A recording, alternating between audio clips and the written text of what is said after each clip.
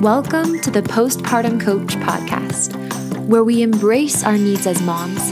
We learn to lead ourselves first, then our families, and where we create our own healing from the inside out to find our way to the work we were meant to do in this world. I'm your host, a fellow mom of 3 and a certified life coach, Lizzie Langston.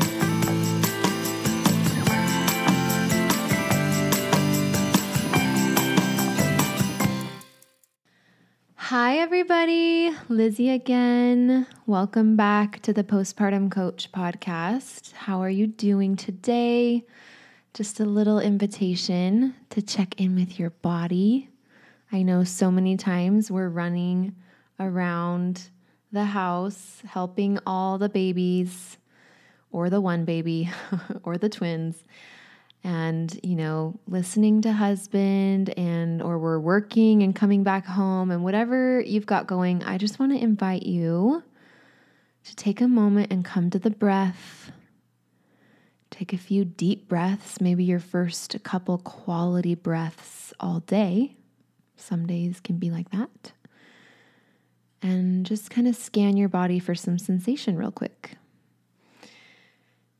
Today, I have a beautiful friend. Her name is Amy Watson, and I'm going to have her introduce herself for you. But first, I just wanted to express my gratitude. Amy has experienced both miscarriage and infant loss, and she's going to be speaking very authentically and bravely to us, sharing that with us. She's also a coach in that space for women who have experienced loss in their motherhood, specifically with their children.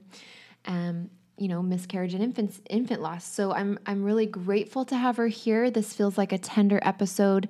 Definitely, if this topic doesn't relate or feels triggering at all to your anxiety or depressiveness, feel free to come back to it at another time. But if this is something you'd like to hear a supportive discussion around and some kind of take-home tips for you, then go ahead and stick around today. Amy, say hello. We're so glad to have you. Yeah, thank you for having me, and thank you for giving me that minute to just close my eyes and breathe. Oh, I'm glad you were. I love it. Now I'm all relaxed. Isn't it? It just makes for better conversation, and I notice that my clients will sometimes, in my membership, they'll sometimes self-regulate and breathe before they raise their hand to get coaching, and I feel like they just drop straight to the point. There's a lot less chatting and scatterbrainedness, so even though we love that too, and we can totally hold the space for all of it, it's wonderful how the body really does kind of even out the mind. Yes. Well, thank you for being here, friend. Let's just hear from you. I'd love to have you introduce yourself. Go ahead. Yeah, well, I love what you're doing and who you're helping. And so my motherhood story is kind of an interesting one. My first 4 pregnancies were I'm not going to say easy because being pregnant is rarely easy, but I felt grateful that, it was not very bad. I even thought about being a surrogate at some points where I was like, I could totally help someone else have a baby. But during our 5th pregnancy, kind of a normal, also nothing too exciting during that pregnancy. And we had 4 girls, and then we were pregnant with the 5th girl. And we were like, okay, this is what we do. We do girls. Yeah. And everything was going good right up until the end of my pregnancy. I was just nesting. My mom she'd flown in from Canada to help us with the kids and help us when we went to the hospital. I was 39 and a half weeks, and just kind of had thought I felt some contractions, thought maybe I was going into labor, but they kind of didn't go anywhere. And I realized that I hadn't felt the baby kicking in a while, but we'd had that happen before where baby was napping and, they do the little buzzer thing on your belly. I don't know if you've had that, but so we made an appointment to go in and get checked, and unfortunately did find out that our baby had passed away probably sometime during that night where I thought I was having contractions. We think that something had happened with the placenta, maybe erupting partially. So I didn't have any signs or symptoms, but our daughter had passed away. So we went ahead and induced labor. We got to have her and hold her, meet her, and see like her little chubby cheeks and her. She had all kinds of hair and little toes, and Beautiful. we had our daughters come and meet her. She, those little girls were, I think, 9, 8, 6, and 3. And so they were very excited for their baby sister. And I think that was one of the hardest things. Oh, absolutely. As a mom, you're just like, oh my gosh, how do you tell these little sweet kids that this has happened? But they came and met her. We took pictures. And that's something I really encourage, people to do. And I actually volunteer now and help people right after their babies pass in the hospital. And like, it's just, you have such a short time to make memories and you're in so much shock that, you don't know what to do. But we had some people that came and helped us and we did all that we could. And then, so just moved into my first real experience with grief and just navigating all of that and also trying to help my kids navigate that and navigating a relationship while you're both grieving. And it was tough, to say the least. Definitely, I could easily say the hardest thing I've ever been through. Yeah, so I can imagine that. Thank you so much for sharing, and I'm sure we'll hear more as we go through the episode. I wanted to both sensitively to Amy's story here and also sensitive to the listeners, just a reminder that if you are pregnant and expecting and you have anxiety, don't use this episode as a way to indulge that anxiety. And so if you're going to be listening, my hope is that it's because you've experienced this and you're wanting to get some help with it. So again, just like a little tipping my hat to how anxiety can sometimes lead us down a rabbit hole that really makes things worse, not better. So just wanted to kind of put that out there because I know what it's like to be kind of controlled by anxiety in ways that aren't healthy or helpful. Just checking in, helping you guys self-regulate. Thank you so much, Amy, for sharing that. So where would you like to take today? What do you do in your coaching practice, and how do you typically help women, and what do you have to say to those who might have experienced a stillbirth or any form of infant loss, whether it's miscarriage at any stage, honestly? Yeah, well, first, I just like to touch on too what you said. I hope that I know it seems really scary to say I had this totally normal pregnancy and this was the outcome. I think there is power in knowledge, and so sometimes we want to. Just know like this does happen. Losses happen. And there are some things we can do to prevent them if that's something like that would help you feel less anxious. But I think that something that happens for a lot of people when they do go through loss is it's very isolating, because you feel like people don't talk about it, right? Mm-hmm. We as a society don't want to talk about babies dying, because it's not a very pleasant subject. But I think the more like open we can be and, the more we can share, it really helps. So, I help women who have been through any kind of loss. And I think there's so many ways that I call it baby loss. I think that's a good umbrella term just because there might be someone who's going through fertility treatments and like their embryo doesn't thaw, and that's a loss of a baby, and then, up to like an older baby that's been born and passes away for whatever reason. So, and a lot of times we kind of put it in a hierarchy of like, well, one's more painful than the other. One's, more legitimate, I guess. And that's another thing that I think talking about it really helps is understanding that it's so individual. So a lot of times I really want to help women understand that it doesn't matter if your loss was at 6 weeks or 6 months old.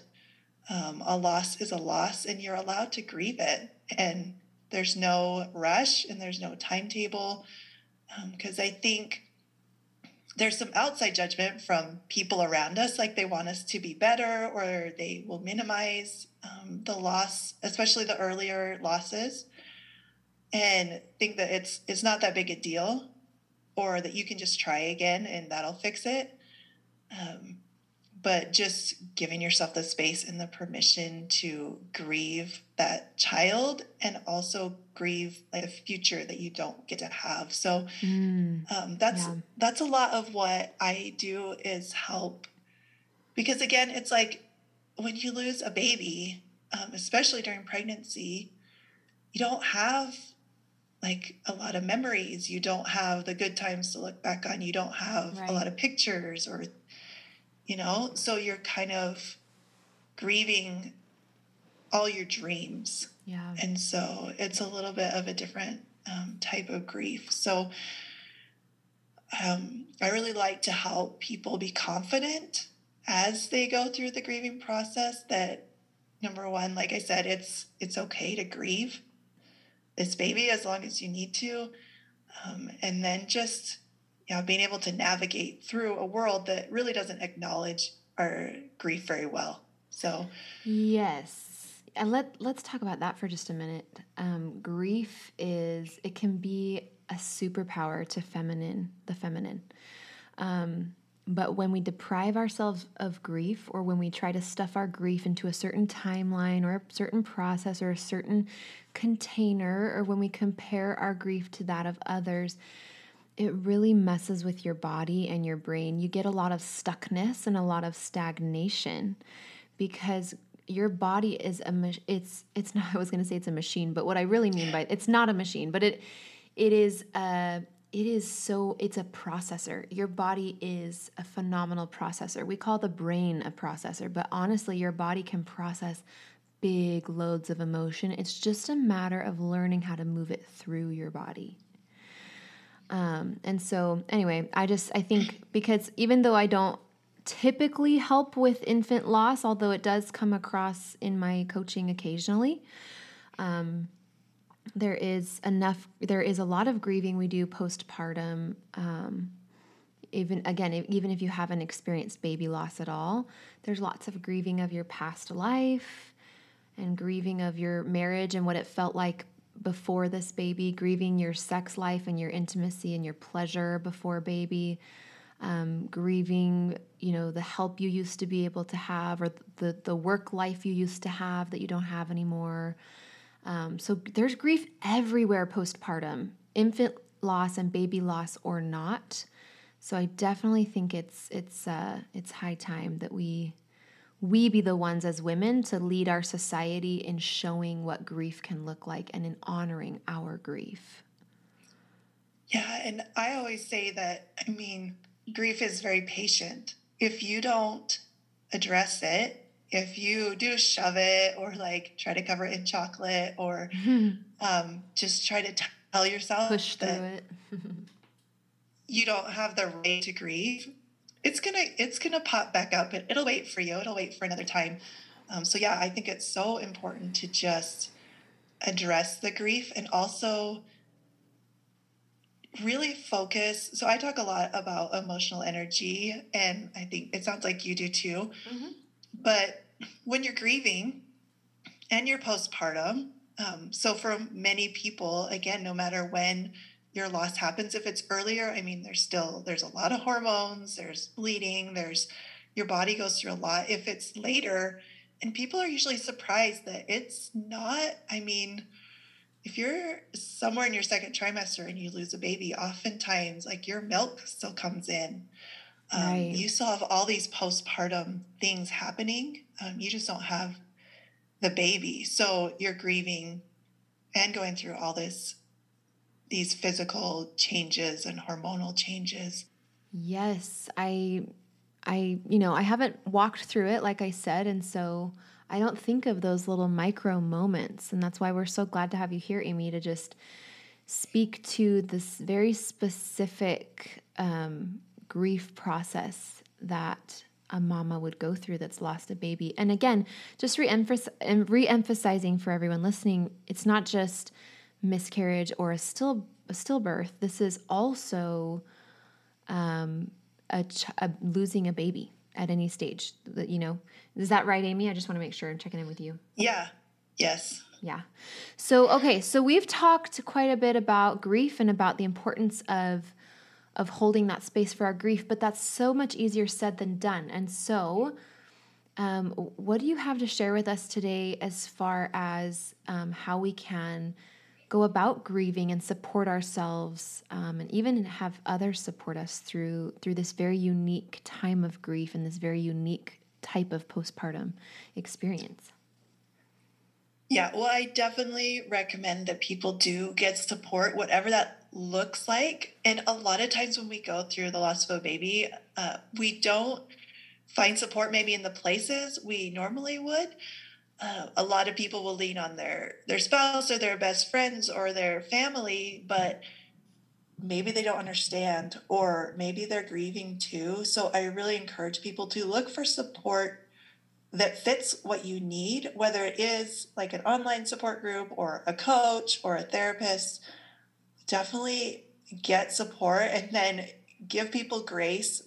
Like I said, the people around you, if they're not going to be, don't expect them to be your support. Ooh, that brings so up a lot good. of pain for people. I think when they're just like, why aren't the people closest to me able to give me what I need? It's okay to look somewhere else. So that's, my Yes. first tip that I think can take a lot of pressure off of those relationships that you have in your life, because grief definitely affects our relationships. Oh my gosh. Can I just speak to that? Because Yes. I totally just want to second that, you guys. I think the most naive, I honestly didn't know differently, but also the thing that added the most drama and darkness to my depression, even before I got a diagnosis, was I felt entitled to family and close friends helping me through. But the truth is, they don't, for the most part, our friends and family aren't familiar with depression or, for example, infant loss and grief. This is very specialized. Even postpartum depression is quite specialized.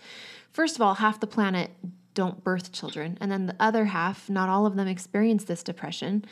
And then many of the women that have experienced it have already passed on, right? Like our grandmothers and great grandmothers. And so just with looking around what we work with, the professionals that can set up a container, again, whether it's a therapist or a support group or a coach, I can't emphasize and echo that enough, Amy, because I think what brought me a different layer of grief when I was in my depression was just how unsupported I felt by my family. And in hindsight, if I could turn that around and see how much support really was available, how many professionals were sitting there waiting to help me and would love to help me, that had the perfect experience to help me. And that's such a heavy task to put on your husband, to put on your mom, to put, and it's not like it's wrong to have needs of these people, but just really, like you said, Amy, understanding that the container of those relationships is not a fit for this amount and this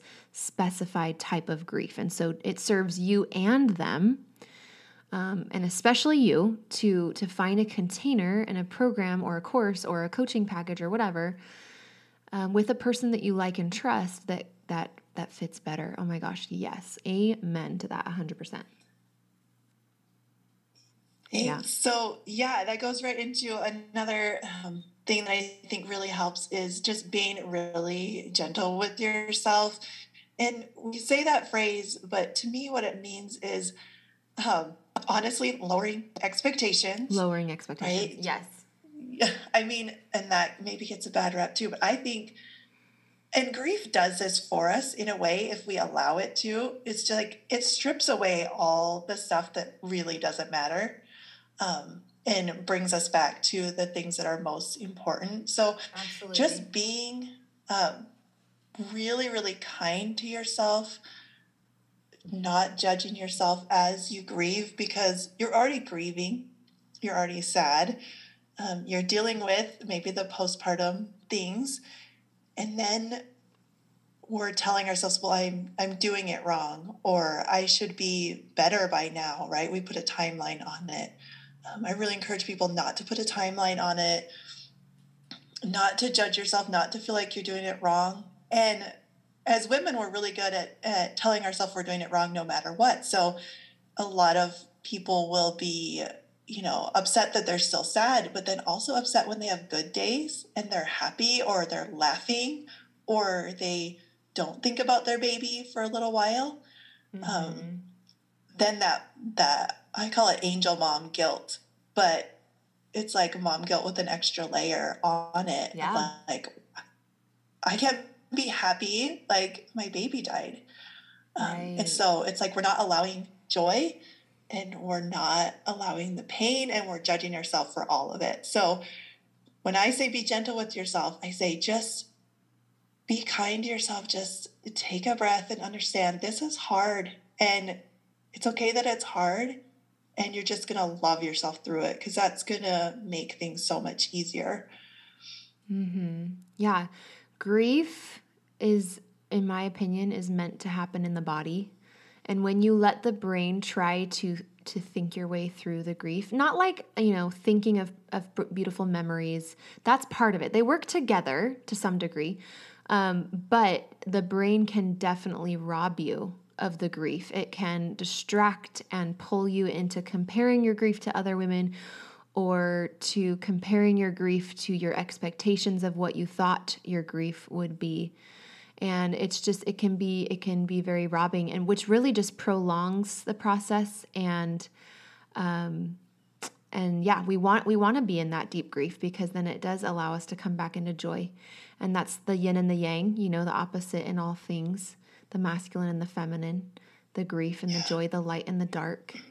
Easier said than done, for sure. Yeah.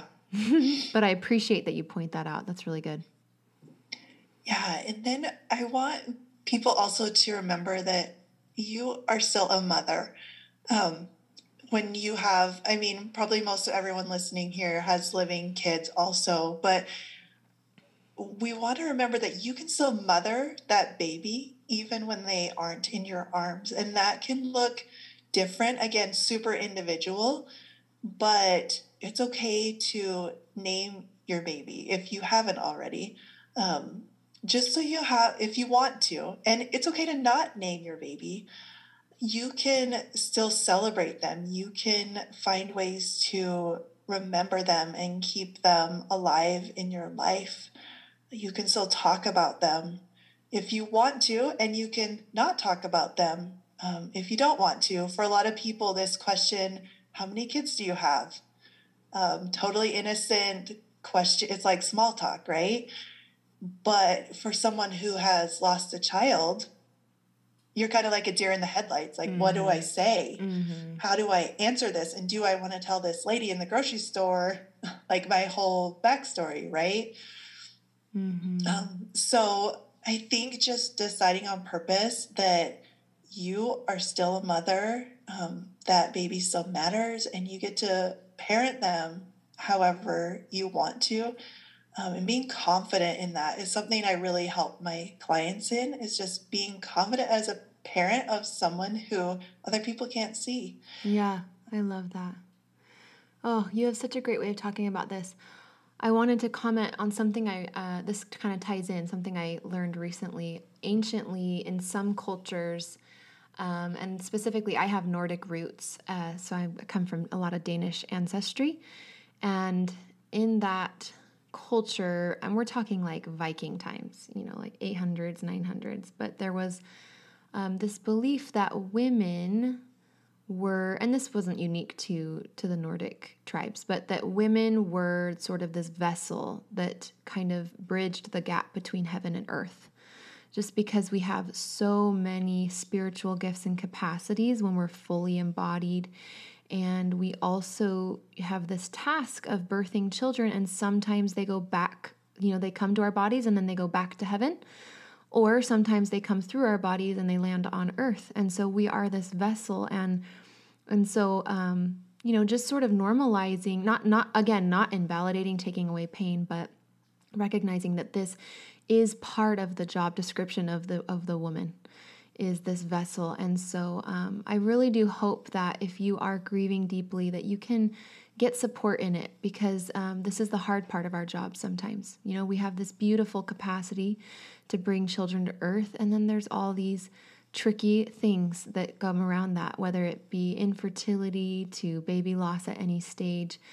And then parenting is hard too. But specifically with the baby loss and pregnancy loss, I definitely want to encourage you guys to seek out a container that you feel called to, and not just a container, but a person, right? Like a human. That's really, the best research shows, or the research has shown for a long time, that therapy versus coaching versus this versus that, the medium isn't as important as your connection with the professional. And how much in belief you are that they can help you. So on that note, Amy, would you tell us where people can find you to learn more, to draw a little bit closer to you if they feel a connection to you, if they feel called to maybe consider working with you, how they can do that? Yeah, and I just want to add on to exactly what you said. Yeah. Remembering you are not alone. Yeah. This kind of loss feels so isolating, but there are so many people out there who do understand and want to help. And I am one of them. I do feel like this is a path, like losing my daughter, and then I also lost another baby at 14 weeks. I feel like this is my path that I was put on, was to help other women. So my everything's Smooth Stones. So there's smoothstonescoaching.com is my website. You can sign up for a consult call there. I'm on Instagram at amy.smoothstonescoaching. And we have a lot going on over there. And then I also have a podcast called Smooth Stones, where I teach moms who have been through this just skills to live a beautiful life after loss, which is totally possible. And I just want to say that there is hope for that. If you're struggling, if you're sad, if you feel like you haven't been able to kind of get through the grieving process, there's always hope, and life is good. And grief is just, sorry. You're fine. Grief is love. And they say grief is just love with nowhere to go.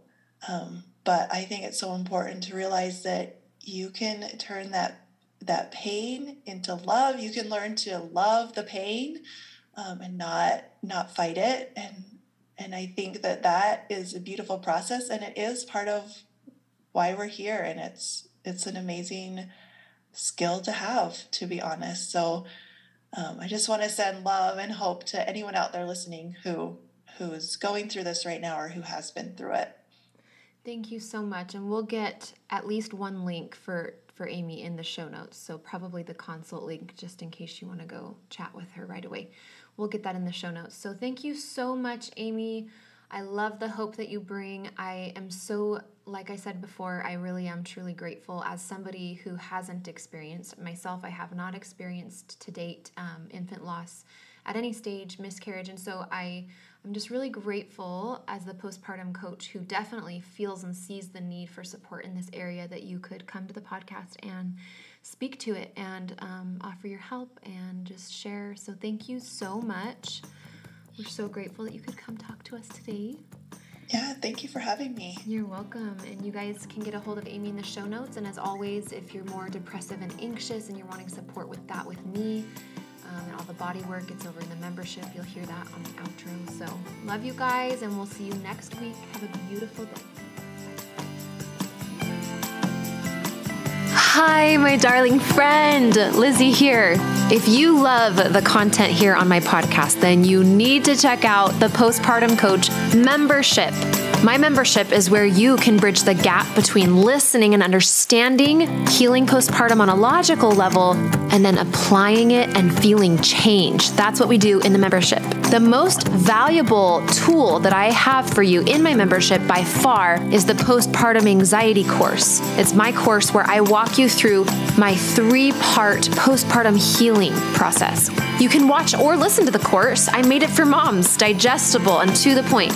Then you've got a private podcast, a members-only Facebook community, as well as the trifecta of postpartum healing: weekly coaching, meditation, and yoga. You do not want to miss my membership if you are postpartum and are serious about healing. So go to LizzieLangston.com/membership today and step into your healing. That's LizzieLangston.com/membership. I'll see you inside, my love.